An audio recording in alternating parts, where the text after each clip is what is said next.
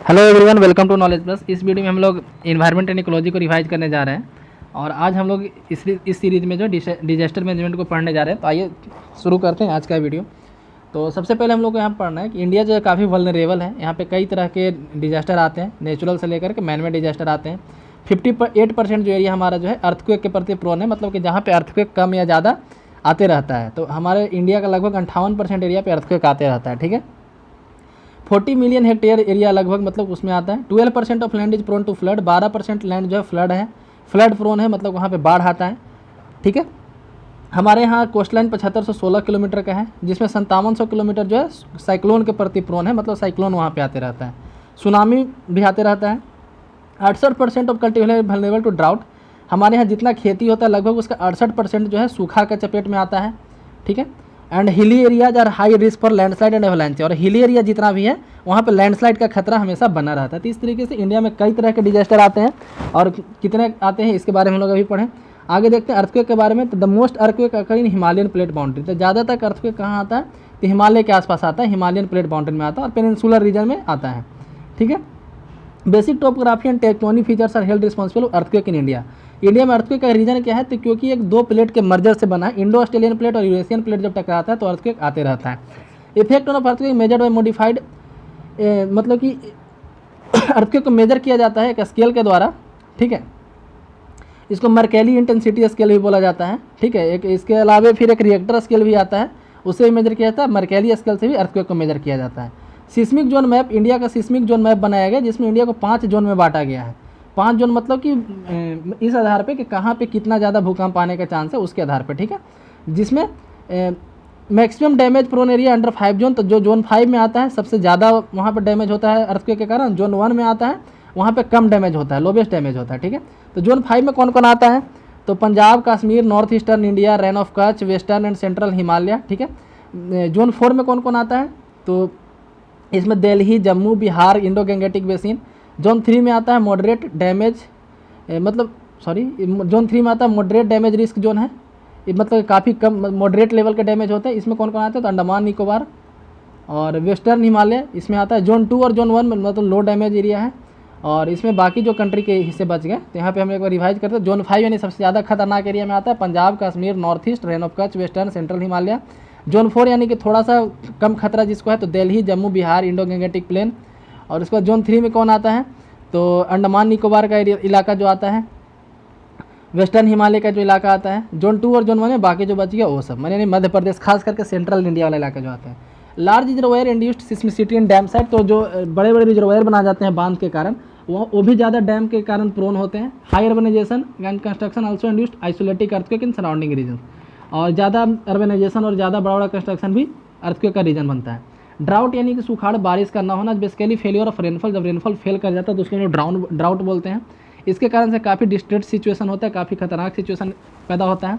कुछ एस्टिमेट के according to some estimate nearly 19% of total geographical area of the country and 12% of total population suffer drought everywhere. ठीक है, तो हर साल लगभग 12% पॉपुलेशन और 19% एरिया जो इंडिया का है ड्राउट के प्रति हर साल झेलता है।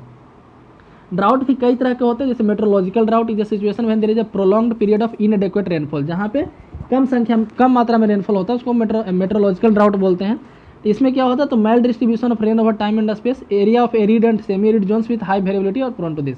तो बताया गया कि इसमें बारिश कम होता है, जिस कारण से जो एरिड एरिया है, सूखा एरिया है या फिर अर्ध सूखा एरिया है, उसको ज़्यादा खतरा होता है, क्योंकि बारिश नहीं होता है। जो मतलब वेट एरिया है उसको कम खतरा होता है। एग्रीकल्चरल ड्राउट क्या है? तो जिन्होंने सॉइल मॉइस्चर ड्राउट, इसको सॉइल मॉइस्चर ड्राउट के नाम से जाना था। कैरेक्टराइज लो सॉइल मॉइस्चर, जब सॉइल का मॉइस्चर खत्म हो जाता है उसको एग्रीकल्चरल ड्राउट बोलते हैं। ठीक है, तो इससे क्रॉप फेलियर हो जाता है, मतलब बारिश होता है लेकिन सॉइल में मॉइस्चर नहीं रह पाता। Moreover if an area has more than 30% of gross cropped area under irrigation, the area is excluded from drought prone area. तो यदि बताया गया है कि if an area has more than 30% of its gross cropped area under irrigation, यदि जितना दूर में फसल लगाया गया है, ठीक है, उसका 30% यदि इरीगेशन हो गया है तब उसको एग्रीकल्चर ड्राउट की श्रेणी में नहीं माना जाता। मान लीजिए कि 100 हेक्टेयर का कोई गाँव है, ठीक है, या फिर 1000 हेक्टेयर का कोई छोटा सा शहर है, उसमें यदि 300 हेक्टेयर जो है यदि इरिगेशन हो गया किसी भी तरीके से, नहर के माध्यम से, कुएं के माध्यम से, तो उसको मतलब कि एग्रीकल्चर ड्राउट के नहीं माना जाता है। ठीक है, ग्रीन रिवोल्यूशन के कारण ऐसा काफ़ी ज़्यादा इंक्रीज हो गया, क्योंकि काफ़ी ज़्यादा खाद वगैरह इसमें खेत में डाला जाता है, जिसके कारण से मॉइस्चर रिटेनिंग पावर मिट्टी का खत्म होता जा रहा है। इकोलॉजिकल ड्राउट क्या होता है? The productivity of natural ecosystem fail due to shortage of water. तो पानी की कमी के कारण, तो बारिश हुआ लेकिन कम मात्रा में हुआ, जिसके कारण से नेचुरल इकोसिस्टम का प्रोडक्टिविटी खत्म हो गया है। ठीक है, इसके कारण से क्या होता है? Damage are induced in ecosystem when meteorological drought or prolonged surface water dries up and ground water rapidly depletes such as known as hydrological drought। तो जब मेट्रोलॉजिकल ड्राउट काफ़ी लंबे समय के लिए हो जाता है, ठीक है, तब जाकर के हाइड्रोलॉजिकल ड्राउट होता है। क्यों? क्योंकि नीचे का जो अंडरग्राउंड वाटर है वो भी खत्म हो जाता है, तो उसको हाइड्रोलॉजिकल ड्राउट के नाम से जानते हैं। Precise prediction of monsoon, judicious choices of crop, local public administration cooperation and engineering application में मिटिगेट सच इफेक्ट। तो ड्राउट से हम लोग कैसे निजात पा सकते हैं? तो precise prediction of monsoon, monsoon का सही तरीके से अनुमान लगाना, कौन सा फसल उगाना इसके बारे में सोचना, वहाँ का लोकल एडमिनिस्ट्रेशन के कोऑपरेशन और लोगों के द्वारा कुछ कोऑपरेशन करके, मतलब कि तरह तरह से पानी को स्टोर करने का फैसिलिटी वहाँ पे बनाना, इससे हम लोग इससे निजात पा सकते हैं। लैंडस्लाइड क्या है? तो जैसे मिट्टी का स्लाइड, लैंड का स्लाइड हो जाना है ना, भूस्खलन बोला जाता है हिंदी में इसको। And rapid down slope movement, मतलब कि स्लोप पे जो जगह बसा हुआ था उस पूरे स्लोप को नीचे खिसक जाना ग्रेविटी के कारण। The western slope of western Ghat and Himalaya region में प्रोन टू दिस। ज़्यादातर कहाँ होता है? वेस्टर्न घाट और हिमालयन रीजन में होता है। इसको मैनेज कैसे किया जा सकता है? तो इंजीनियरिंग टेक्निक से, है ना, वहाँ पे ज़्यादा घर ना बनाया जाए, ज़्यादा वहाँ पे लोड ना दिया जाए। सुनामी जो है, सुनामी भी एक तरह का अर्थक्वेक है जो समुद्र के अंदर आता है। तो सुनामी या tectonic induced oceanic phenomena they occur when high mass of water body move towards shore due to displacement of underneath basin. तो सुनामी में एक्चुअली होता क्या है? तो जो पानी है वो इनलैंड में, मतलब कि ज़मीन वाले हिस्से में चला आता है, देश के आंतरिक हिस्सों में चला आता है, जिसके कारण से काफ़ी ज़्यादा डैमेज होता है। इंडिया का एक, मतलब इंडिया में काफ़ी एक डिवेस्टेटिंग सुनामी आया था 2004 में। ठीक है, according to national commission on flood about 40 MHA of the countries, million hectare कहा गया, of the country area comes under the flood prone area. National commission of flood के आधार पर 40 मिलियन हेक्टेयर जो हमारे एरिया का है फ्लड प्रोन है। गंगा बेसिन, ब्रह्मपुत्रा बेसिन, महानदी, कृष्णा, गोदावरी और all major flood prone areas. National food control programme के बारे में बताया गया है, जो 1954 में लॉन्च किया गया था। इसके तहत क्या protection measure have been continuously taken and central food control board coordinate network for state board and river commission. तो यहाँ पे बताया गया है कि स्टेट बोर्ड और रिवर कमीशन के साथ कोऑर्डिनेट करके, ठीक है, कौन वर्क करता है? तो सेंट्रल फ्लड कंट्रोल बोर्ड। ठीक है, और इसका स्थापना कब हुआ था? 1954 में। तो इसका काम क्या है? तो डिफरेंट तरह का मेजर लेना, डिफरेंट तरह का उपाय करना फ्लड को रोकने के लिए। और किसके साथ वर्क करता है? तो स्टेट बोर्ड और रिवर कमीशन के साथ। इंडिया में कई तरह के साइक्लोन भी आते हैं, अरेबियन सी में कम आते हैं और बे ऑफ बंगाल में ज़्यादा आते हैं। ठीक है, so the coastal area often struck by severe cyclone, इसलिए काफ़ी ज़्यादा साइक्लोन इंडिया में आने का चांस रहता है। Most probable region of tornado occurrence in India, मतलब कि साइक्लोन को टोर्नेडो भी बोला जाता है डिफरेंट रीजन में। तो साइक्लोन कहाँ कहाँ आते हैं इंडिया में? तो असम, उसके आसपास का स्टेट, वेस्ट बंगाल, उड़ीसा, गंगा का प्लेन, पंजाब, हरियाणा, उधर भी साइक्लोन चला जाता है। क्लाउड बर्स्ट यानी बादल का फट जाना हिमालयन रीजन में काफ़ी कॉमन है। कुछ ही साल पहले हिमाचल प्रदेश में देखा गया था। Orissa and central and western India including Rajasthan and Gujarat, western Ghat, western coastal area experience cloud burst. ठीक है, मैनमेड डिजास्टर भी इंडिया में काफ़ी ज़्यादा होते हैं। तो manmade disaster nowadays more prone than ever nuclear disaster. जैसे यहाँ पे देखा है nuclear disaster, road and plane air accident, terrorism, pollution. Bhopal gas tragedy के बारे में हम लोग सुने थे, मतलब 1984 में जो हुआ था, 1984 में जो हुआ था। हाल ही में हैदराबाद में रिलीज हुआ है गैस, है ना, स्टायरिन नाम का गैस हुआ है LG पॉलीमर कंपनी में। तो उसी तरह का ट्रेजिडी, ये सब जो मैनमेड डिजास्टर के अंदर आता है। डैम का कोलैप्स कर जाना, ठीक है। Only precaution and minimization of human error with proper vision. तो इसको सुधारने के लिए क्या कर सकते हैं? तो ह्यूमन एरर को कम कर सकते हैं जितना कम हो सके। ह्योगो डिक्लेरेशन क्या है?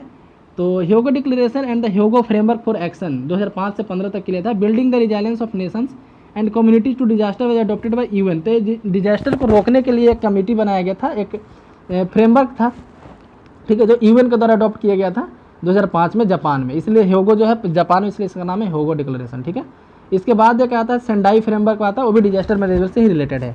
डिजास्टर मैनेजमेंट एक्ट हमारे यहाँ 2005 में लाया गया था, जिसके तहत NDMA बनाया गया है।